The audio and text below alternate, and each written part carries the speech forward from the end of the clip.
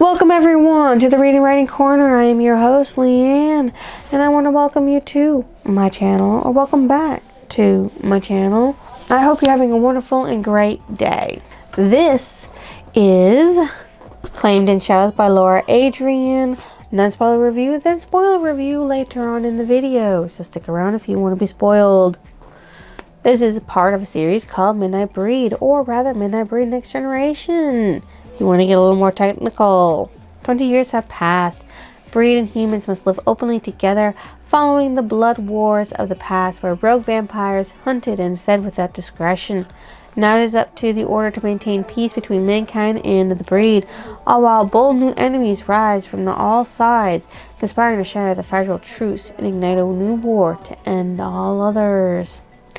What made me read this book? It's the 15th book in the series, the 5th book in part 2 of the series, overall arching plot.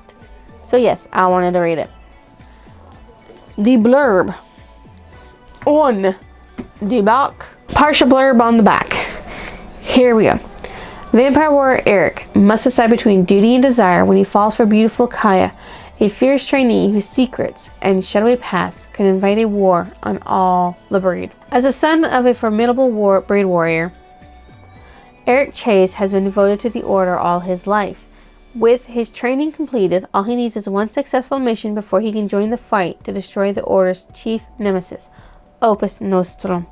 His rare ability to daywalk lands Eric an assignment in Montreal, where he learns he's to be teamed with another new recruit, a beautiful but tough as nails breed mate named Kaya Laurent. Independent and driven, Kaya wants nothing more than to become a full-fledged member of the Order. Having grown up in squalor and neglect on the streets of Montreal, she longs for the close-knit family she's found during her training to be a warrior, eager to prove herself. She is thrilled to be given the chance at a key operation, even if she must share the mission with an arrogant, far too attractive breed male who's practically Order royalty. Their unwanted partnership soon erupts into a desire neither of them can resist, but when Kaya's past reaches out from the shadows to call her back, she must decide between protecting a dark alliance that could shatter her dreams of joining the team and a truth that could not only forfeit Eric's faith in her, but bring the enemy right to the Order's door. So, things are heating up. Things are definitely heating up in this, as this is the, 4th book to the end, so it's gotta get somewhere. Kaya needs to prove herself to the Order and herself that she can be a valuable member of the Order, but her dark past is waiting for her in the shadows for an opportunity to destroy all that she has tried to build. Eric wants to join the Order that his parents are a part of in order to protect everyone from their enemy, the Opus Nostrum. Together, the two of them need to fight for what they believe in order to prove that to themselves that their decisions were correct. The setup of the characters was well thought out and planned. I like that she had made their motives clear and is still able to give different motives and backgrounds to new characters. The plot is evolving as she carries on the series. Like, this is the first time I found someone with a dark, shadowy past like Kaya's. And that Eric, of course, he needs to prove himself. This is the first breed one that needs to prove himself. Because, I mean, obviously, Kellen didn't need to prove himself. Besides, you gain the trust of the Order. And Mira definitely didn't need to prove herself. Karis wasn't even part of the Order. She just needed to prove that she could take care of herself. So now Eric has to prove that he actually can do a good job.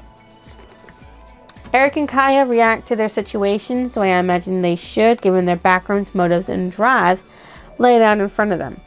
The genre is, of course, paranormal romance, because what else would you expect from a Laura Adrian? Did this live up to my expectations? Yes, it did. Characters meet, don't like each other, but they feel such attraction. They try to fight it, but in the end, give in and fall in love. That's the song and dance for the majority of the books, but this one was a little more than what the others were. Even though, yes, it's a short book, obviously. There's only 270 some odd pages to it.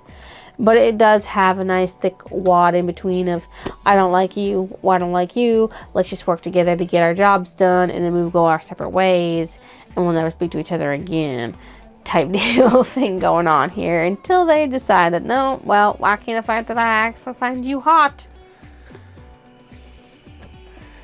What character did I relate to most? Which character did I relate to most? Did I relate to most? Which character did I relate to most? Kaya and her I have to help her mentality. I'm a recovering people pleaser. I used to like people pleasing people because I can't stand people being mad at me, but I'm trying my hard to get over that, to get my life straight, to get on with it, to move on, and just be me and not care about what other people think about me. What was more important, the character or the plot? Once again, the characters moved the plot because most of the story revolved around the characters and their motivations. Eric's motivation to become part of the Order, and Kaya's motivation to become part of the Order while running away from her past. It had 3 different voices, and it didn't affect my reading at all. It had 3 different voices, and it did not affect my reading at all. Should you go and read this series is what I'll end you with. Yes, if you like paranormal romance, vampires, aliens, and Altaians, and a brewing war, you should totally read this. Now, if you've been spoiled before and you want to be spoiled again with some more spoilers in this next thing, well, you can stick around and find out. If you don't want to be spoiled, sayonara. Jamatane. Okay, folks, so we meet main characters, side characters, important reading characters within this book. First one you need to know about is Kaya Laurent. She actually mates Eric. Of course, you should have known this by now. Her ability is she can read someone's minds with a touch. She used to run with a bad crowd under the name Raven in order to keep her sister safe. Eric Chase mates Kaya. As you know, he has the ability to shadow bend. And what else was his ability? I forgot. But he's, of course, the daughter of Tavia and Sterling Chase. Renata, she's actually pregnant with Nico's child and is one of the leaders of the Montreal team. Nico, Renata's a mate and one of the leaders of the Montreal team, which is where this takes place, is in Montreal. Leah Laurent, Kaya's sister, and the reason Kaya went by the name of Raven.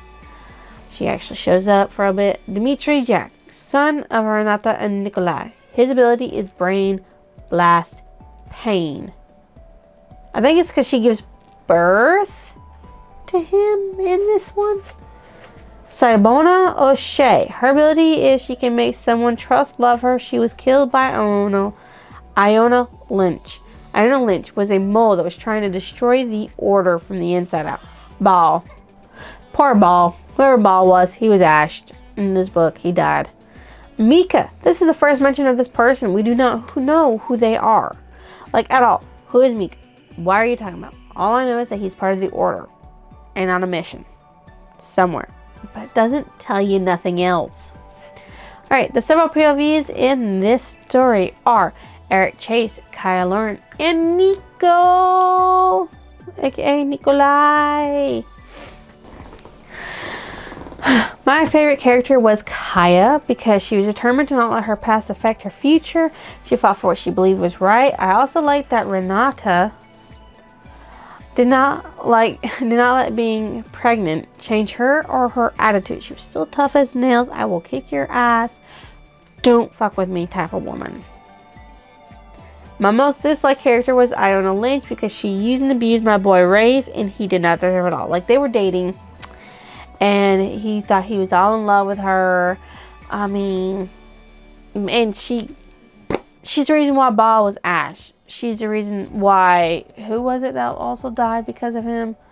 Sayabona O'Shea. Her. It was told in chronological with appropriate language for a paranormal romance. The foreshadowing suspense was really good and not as obvious within this book.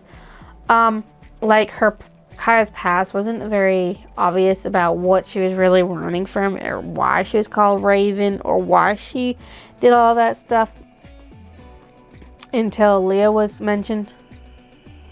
Leah. The background of Kaya was explored throughout the book in order to explain her motives and reasons for why things happened within the book, such as how she fell into the crowd that wanted to ash the order. It was basically because Leah was in a bad situation. I think she was dating somebody that was in the bad crowd, and she just wanted to protect her sister from it because they're more powerful and stronger and were, holding her family hostage at that point. The title of the book meant something that I do not really understand. Claimed in Shadows. I mean, Kaya is a person who can be out in a day. So I guess maybe they're claimed in shadows because they claim each other in the shadow of I don't know.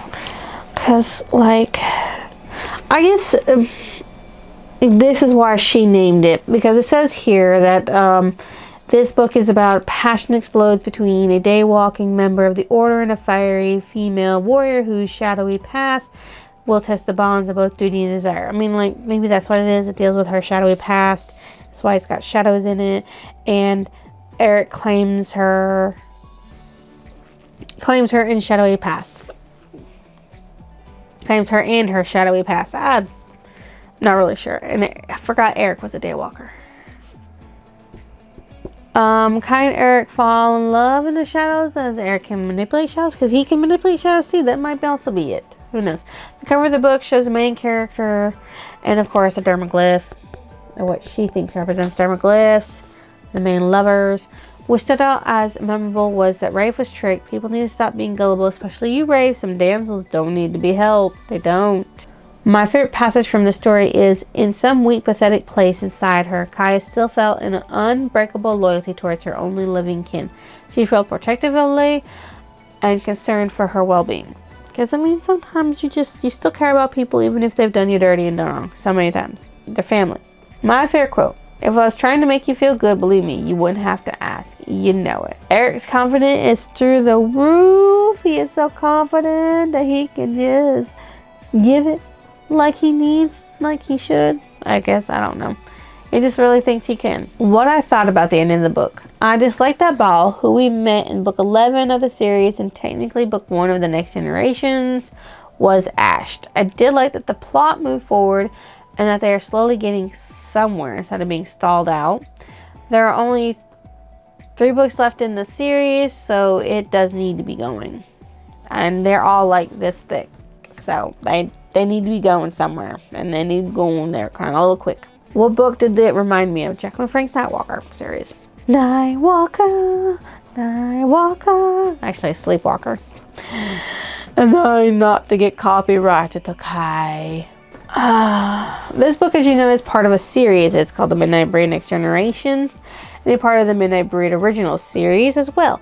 And if you need me to say it again, there are 27 books in the whole series, including the novellas and a compendium. I rate this book a 4. Why? Because most of her books are 4s. The plots, I like when plots are not as extended as they are. 18 books is a long time to go for one whole plot. And to finish off a second plot within it, like 8 and 10 books, that's a lot.